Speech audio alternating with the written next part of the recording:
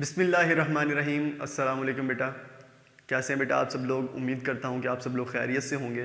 बेटा आज जो हमारा फिज़िक्स 10th का जो टॉपिक है वो है म्यूचुअल इंडक्शन। बेटा आज के टॉपिक को डिस्कस करने से पहले हम कुछ बातें जान लेते हैं ताकि ये टॉपिक हम बेहतर तरीके से समझ सकें। बेटा सबसे पहले हम डिस्कस करते हैं कि डायरेक्ट करंट और अल्टरनेटिंग करंट में क्या फ़र्क है। डायरेक्ट करंट को बेटा डीसी से रिप्रेजेंट किया जाता है और जबकि अल्टरनेटिंग करंट को एसी। और बेटा यहाँ पर जो डायरेक्ट करंट जो है इसकी वैल्यू कांस्टेंट रहती है और अल्टरनेटिंग करंट की जो वैल्यू है ये पीरियोडिकली चेंज होती है। यहाँ पे मैंने वर्ड लिखा हुआ कि पीरियोडिकली। पीरियोडिकली का मतलब बेटा ये है कि इसकी जो वैल्यू है वो इक्वल इंटरवल के बाद क्या होगा, अपनी वैल्यू को रिपीट करेगा। यहाँ पर मैंने क्या किया, मैंने डायरेक्ट करंट के जो है इसकी वैल्यू कांस्टेंट है, इसे मैंने एक स्ट्रेट लाइन से रिप्रेजेंट किया। और जबकि जो अल्टरनेटिंग करंट है उसकी वैल्यू पीरियोडिकली क्या हो रही है, चेंज हो रही है। अगर आप गौर करें तो इसकी वैल्यू ये क्या हो रही है, पीरियोडिकली चेंज हो रही है। इक्वल इंटरवल के बाद ये क्या होगा, अपनी वैल्यू को रिपीट करेगा। ठीक है बेटा, क्योंकि आज हमारा बुनियादी मकसद म्यूचुअल इंडक्शन को डिस्कस करना है, लिहाजा मैं डायरेक्ट करंट और अल्टरनेटिंग करंट इन चीज़ों को डीपली हम डिस्कस नहीं करेंगे, क्योंकि हमारा आज का बुनियादी मकसद क्या है जी, म्यूचुअल इंडक्शन को डिस्कस करना। अगर हम देखें कि जो डायरेक्ट करंट है इसकी जो सोर्सेज हैं, ये बैटरी, ये सेल, इनसे जो हमें करंट मिलता है ये कौन सा होता है, डायरेक्ट करंट। और जबकि जो बेटा हम जनरेटर वगैरह ऐसी जनरेटर जो होते हैं और उसके अलावा हमारे घरों में जो सप्लाई होती है वो अल्टरनेटिंग करंट की होती है। ठीक है, उसके बाद बेटा फैराडे ने एक लॉ दिया। लॉ क्या था कि the value of induced EMF in a circuit is directly proportional to the rate of change of number of magnetic lines of force through it. Faraday ने ये लॉ दिया कि जो किसी भी सर्किट में जो ईएमएफ इंड्यूस्ड हो रहा है उसकी जो वैल्यू है ये डायरेक्टली प्रोपोर्शनल है किसके, rate of change of magnetic lines of force. कि मतलब उसमें वक्त के साथ साथ जो मैग्नेटिक फील्ड लाइंस पास हो रही हैं उनमें जितना ज़्यादा चेंज आएगा ईएमएफ उतना ही ज़्यादा इंड्यूस्ड होगा, करंट हमारा उतना ही ज़्यादा इंड्यूस्ड होगा। अगर वक्त के साथ साथ ज़्यादा चेंजिंग आ रही है मैग्नेटिक फील्ड लाइन जो किसी कंडक्टर में से गुजर रही हैं तो हमारे पास ईएमएफ या हम ये कहें कि जो हमारा करंट है वो उतना ही ज़्यादा इंड्यूस्ड होगा। ठीक है जी, आज का टॉपिक पे हम आते हैं म्यूचुअल इंडक्शन। तो म्यूचुअल इंडक्शन को डिस्कस करेंगे बेटा। यहाँ पर आप देख रहे होंगे कि डायग्राम्स हमारे पास दो मैंने यहाँ पे ड्रॉ कर रखी हैं कि यहाँ पर एक प्राइमरी कॉइल है और इस तरफ सेकेंडरी कॉइल है। प्राइमरी कॉइल को हमने ए का दिया और सेकेंडरी कॉइल को हमने क्या दिया, बी है। बेटा अगर हम क्या करें कि हम, आप गौर कर रहे होंगे यहाँ पे हमने क्या किया, इसको एक बैटरी के साथ अटैच कर दिया। ठीक है, और इसके साथ एक स्विच है और दूसरी जानिब हमारे पास जो सेकेंडरी कॉइल है उसमें हमारे पास एक गैल्वानोमीटर अटैच कर दिया गया इसके साथ। इन दोनों में फ़र्क देख लें, यहाँ पे मैं सोर्स अप्लाई कर रहा हूँ, यहाँ पर कोई सोर्स नहीं है। यहाँ पे मैं क्या कर रहा हूँ, बैटरी लगा रहा हूँ और यहाँ पर मैं क्या कर रहा हूँ, गैल्वानोमीटर जो है वो लगा रहा हूँ सर्किट में। क्या होगा बेटा कि जब हमारा सर्किट ओपन होगा, जब हमारा सर्किट ओपन होगा तो इस कॉइल में से कोई करंट भी पास नहीं होगा। तो जब मेरा सर्किट ओपन होगा तो इस कॉइल में से कोई करंट पास नहीं होगा। जब इस कॉइल में कोई करंट पास नहीं होगा तो इसके गिर्द कोई मैग्नेटिक फील्ड प्रोड्यूस नहीं होगी। ठीक है जी, जैसे ही मैं क्या करता हूं, मैं अपना सर्किट क्लोज कर देता हूं। ठीक है, सर्किट मैंने क्या कर दिया, क्लोज कर दिया, तो क्या होगा कि इसमें से करंट गुजरना शुरू होगा। ठीक है, इसमें से करंट फ्लो करेगा। जब इस कॉइल में से करंट फ्लो होगा तो इसके गिर्द क्या होगी, मैग्नेटिक फील्ड प्रोड्यूस होगी। ठीक है जी, अब जैसे जैसे करंट चेंज होता जाएगा ये जो मैग्नेटिक फील्ड जो प्रोड्यूस हो रही है इसकी मैग्नेटिक फील्ड लाइंस जो हैं वो कुछ सेकेंडरी कॉइल में से क्या होंगी, पास होंगी, कुछ इस तरह से। ठीक है जी, अब ये जो मैग्नेटिक फील्ड करंट हमारा चेंज हो रहा है जिसकी वजह से हमारे जो मैग्नेटिक फील्ड है वो भी चेंज होगी और मैग्नेटिक फील्ड के चेंज होने से सेकेंडरी कॉइल में जो मैग्नेटिक फील्ड लाइंस पास हो रही हैं वो भी चेंज होंगी। जब ये चेंज होंगी तो हमारा जो गैल्वानोमीटर है ये डिफ्लेक्शन शो करेगा। ठीक है, इसका जो पॉइंटर है ये क्या होगा, डिफ्लेक्ट होगा। और फिर उसके बाद क्या होगा, फौरन से जब हमारा इस कॉइल में जो करंट फ्लो हो रहा है वो कांस्टेंट होगा तो मैग्नेटिक फील्ड कांस्टेंट हो जाएगी। मैग्नेटिक फील्ड कांस्टेंट होगी तो इसमें से जो मैग्नेटिक फील्ड लाइंस पास हो रही हैं वो कांस्टेंट हो जाएंगी, मतलब मैग्नेटिक फील्ड लाइंस जो पास हो रही हैं उनमें कोई चेंजिंग नहीं आएगी, तो करंट हमारा फिर से क्या होगा, जीरो हो जाएगा, मतलब इसमें कोई करंट इंड्यूस्ड नहीं होगा। अभी बेटा अगर आप गौर करें, मैंने क्या कहा था कि डीसी करंट जो है वो चेंज नहीं होता, वैल्यू रिमेन कांस्टेंट। अभी मैंने ये क्या कहा था कि जब हम डीसी अप्लाई करते हैं तो क्या होगा, इसमें से करंट फ्लो होगा जिसकी वजह से मैग्नेटिक फील्ड प्रोड्यूस होगी। करंट चेंज हो रहा है तो इसमें से गुजरने वाली मैग्नेटिक फील्ड लाइंस भी चेंज हो रही है। इससे पहले मैंने क्या कहा कि डीसी करंट जो है वो चेंज नहीं होगा। यहां पे मैं कह रहा हूं कि इसमें से गुजरने वाला करंट जो है वो चेंज होगा, फिर उसके बाद क्या होगा, इसमें से करंट जो फ्लो होगा वो कांस्टेंट हो जाएगा। इसको जरा समझे कि जब इसमें से बेटा करंट फ्लो होगा तो इसके गिर्द मैग्नेटिक फील्ड प्रोड्यूस होगी।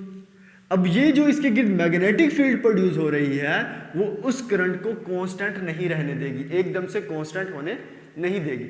इसमें से जो करंट फ्लो होगा वो ग्रेजुअली इंक्रीज करेगा। ठीक है, बात को समझिए कि डीसी करंट चेंज नहीं होता, वैल्यू कांस्टेंट रहती है। लेकिन यहां पर क्या कह रहा हूं कि करंट जो है वो इस कॉइल में जो गुजर रहा है वो चेंज होगा। वो क्यों चेंज होगा, क्योंकि इसके गिर्द जो मैग्नेटिक फील्ड प्रोड्यूस हो रही है वो एकदम से उस करंट को कांस्टेंट होने नहीं दे रही। क्या होगा, आहिस्ता आहिस्ता करंट हमारा इंक्रीज करेगा और जैसे इंक्रीज करता जाएगा चेंज होगा, मैग्नेटिक फील्ड चेंज होगी। मैग्नेटिक फील्ड के चेंज होने से जो इसमें मैग्नेटिक फील्ड लाइंस पास हो रही हैं वो चेंज होंगी, तो इसमें से करंट इंड्यूस होगा। फिर एक खास लम्हे के बाद क्या होगा कि इसका करंट जो होगा वो कांस्टेंट होगा, तो इसके गिर्द जो मैग्नेटिक फील्ड प्रोड्यूस होगी वो भी कांस्टेंट। मैग्नेटिक फील्ड के कांस्टेंट होने की वजह से जो इसमें से मैग्नेटिक फील्ड लाइंस पास होंगी वो भी क्या हो जाएंगी, कांस्टेंट हो जाएंगी। जब मैग्नेटिक फील्ड लाइंस जो इसमें से पास हो रही है कांस्टेंट हो जाएंगी तो कोई करंट इंड्यूस्ड नहीं होगा।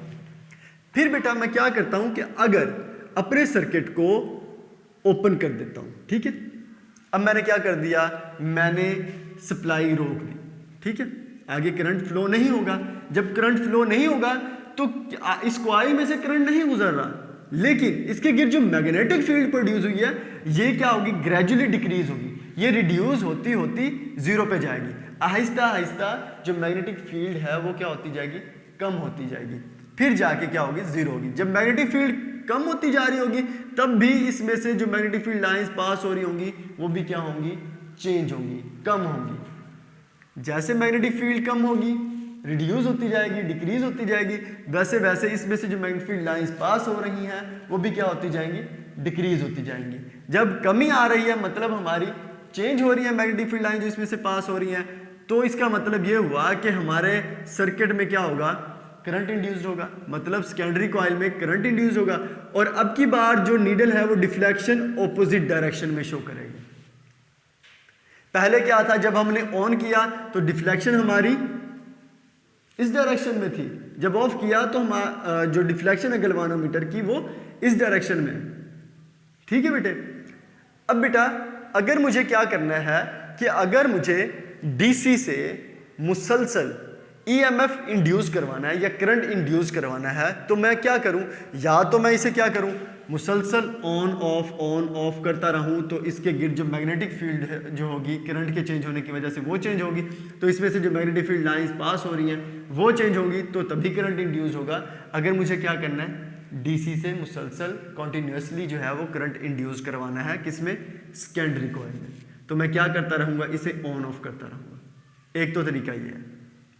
ठीक है बेटा, आगे क्या मेथड है, हम डीसी से किस तरह से करंट इंड्यूस करवा सकते हैं उसे हम बाद में डिस्कस करते हैं। तो अभी बेटा हमने क्या जान लिया कि हमने क्या किया कि अगर एक दो कॉइल्स हैं जो करीब पड़ी हुई हैं, उन दोनों में से अगर किसी एक कॉइल में से हम करंट को चेंज कर देते हैं तो क्या होगा, मैग्नेटिक फील्ड चेंज होगी। उसकी मैग्नेटिक फील्ड में चेंज की वजह से जो हमारे पास जो साथ पड़ी दूसरी कॉइल है उसमें क्या होगा, करंट इंड्यूस्ड होगा।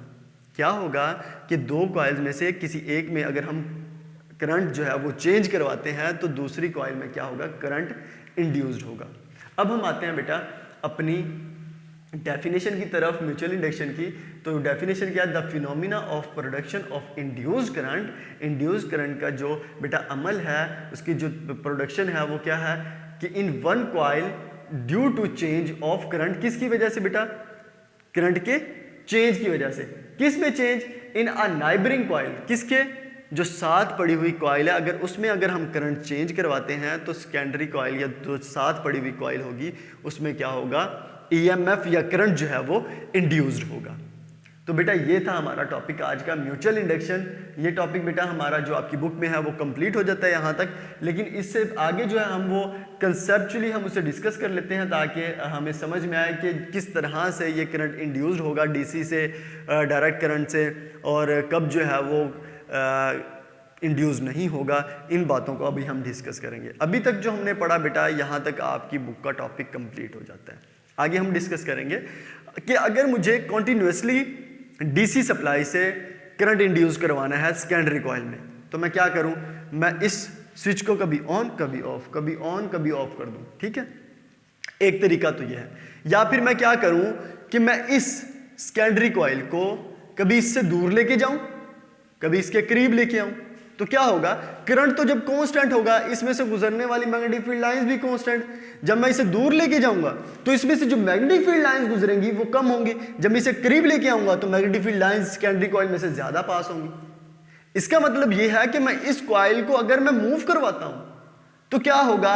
मैग्नेटिक फील्ड लाइंस इसमें चेंज करवा सकता हूं और उससे मैं करंट जो है वो इंड्यूस करवा सकता हूं। या फिर मैं ऐसा करूं कि प्राइमरी को मूव करवा दूं, ठीक है? इसे इस तरह से मूव करवाऊं। जब इसे मूव करवाऊंगा तो इसमें से मैग्नेटिक फील्ड जो लाइंस पास हो रही होंगी वो भी चेंज होंगी, तभी करंट इंड्यूस्ड होगा।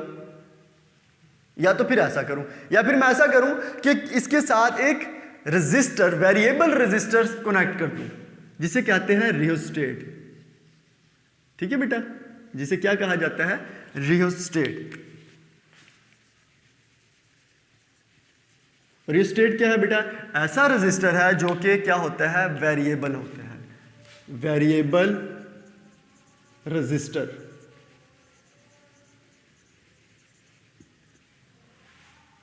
अब हम जानते हैं कि रेजिस्टर क्या करता है? ये करंट के अपोज होता है, मतलब ये रेजिस्टेंस क्रिएट करता है, ठीक है? अगर रेजिस्टर की जो रेजिस्टेंस है वो ज्यादा होगी तो इस कॉइल में से जो करंट गुजरेगा वो कम होगा। हमने क्या कहा कि जो रियोस्टेट है वो वेरिएबल रेजिस्टर है। इसका मतलब ये है कि उसकी रेजिस्टेंस क्या होती रहेगी? वेरी होती रहेगी। जब रेजिस्टेंस चेंज होती रहेगी तो इसमें से गुजरने वाला करंट भी क्या होता रहेगा? चेंज होता रहेगा। करंट जब चेंज होगा तो इसके गिर्द मैग्नेटिक फील्ड चेंज होगी। जब मैग्नेटिक फील्ड चेंज होगी तो इसमें से जो गुजरने वाली मैग्नेटिक फील्ड लाइंस हैं वो चेंज होती रहेंगी। उनके चेंज होने से करंट जो है वो इंड्यूस्ड होता रहेगा। ये तो था कि जब हमें क्या करना है, हम डीसी सप्लाई से अगर ईएमएफ या करंट जो है वो इंड्यूस करवाना चाह रहे हैं। अगर बेटा मैं क्या करूं, इस सारी प्रॉब्लम से मैं अगर हट के क्या करूं, मैं अपनी आसानी के लिए यहां पर एसी सप्लाई दे देता हूं। क्या? अगर मैं क्या कर दूं बेटा, एसी सप्लाई दे देता हूं यहां पे, तो क्या होगा बेटे? तो ये करंट अपनी वैल्यू को चेंज करता रहेगा। जब अपनी वैल्यू को चेंज करता रहेगा तो क्या होगा? इसमें से करंट जो गुजरने वाला है वो भी क्या होता रहेगा? चेंज होता रहेगा। जब इसमें से गुजरने वाला करंट चेंज होगा तो इसके गिर्द मैग्नेटिक फील्ड भी चेंज होगी। जब मैग्नेटिक फील्ड चेंज होगी तो इसमें से गुजरने वाली मैग्नेटिक फील्ड लाइंस भी चेंज होंगी। जब मैग्नेटिक फील्ड लाइंस चेंज होंगी तभी तो करंट इंड्यूस्ड होगा, तभी ईएमएफ इंड्यूस्ड होगा।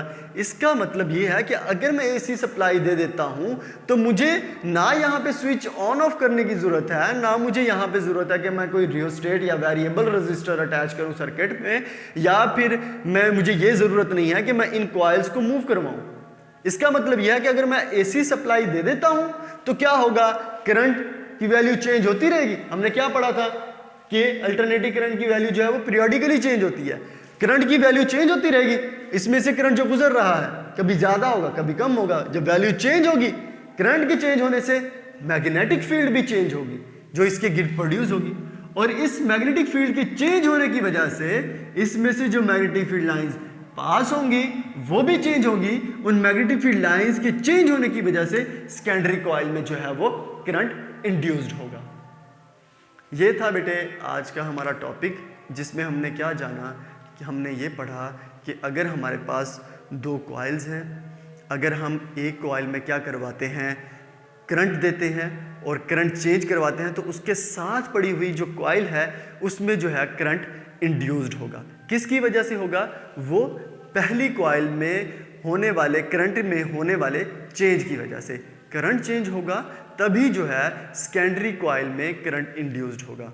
उम्मीद करता हूँ बेटा कि आप लोगों को समझ आया हो। अगर बेटा कोई प्रॉब्लम हो तो आप डिस्कस कर सकते हैं। अपना बहुत सारा ख्याल रखिएगा। फी अमानिल्लाह।